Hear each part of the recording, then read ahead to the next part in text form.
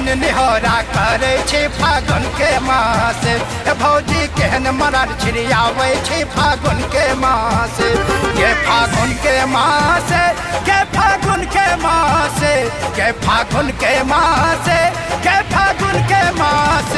भौजी कटक मलर छिड़ियावे छी फागुन के मास। भौजी कटक निहोरा करे छी फागुन के मास। भौजी कटक मलर छिड़ियावे छी फागुन के मास। फागुन के मास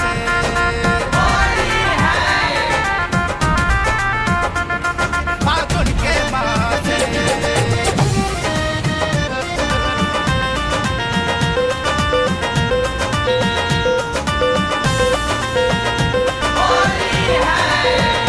जखने आम लगले मोजर तखने पीवा भेला बंदर।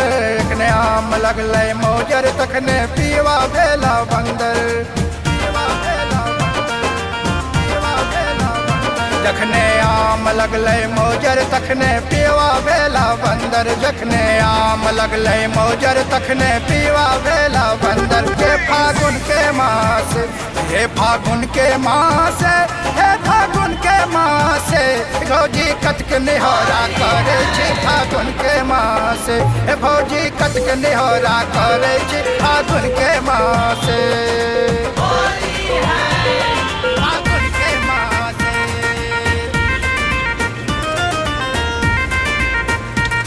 फागुन के मास।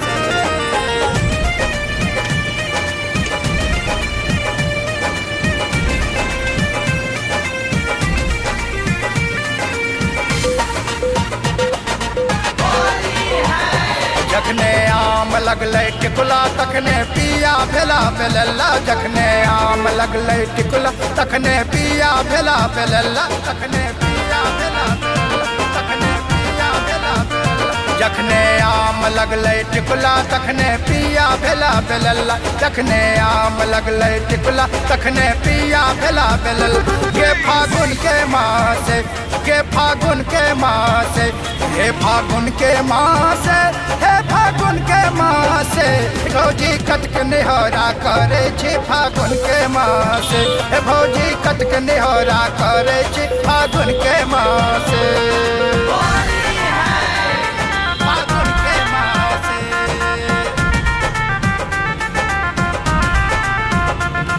फागुन के मास।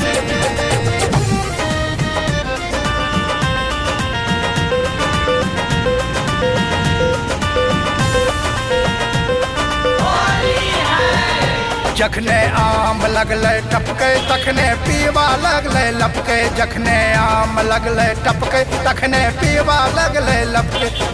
पीवा लगले लपके, पीवा लगले लपके। जखने आम लगले टपके तखने पीवा लगले टपके। जखने आम लगले टपके तखने पीवा लब गए लपके। हे फागुन के मास, हे फागुन के मास, हे फागुन के मास।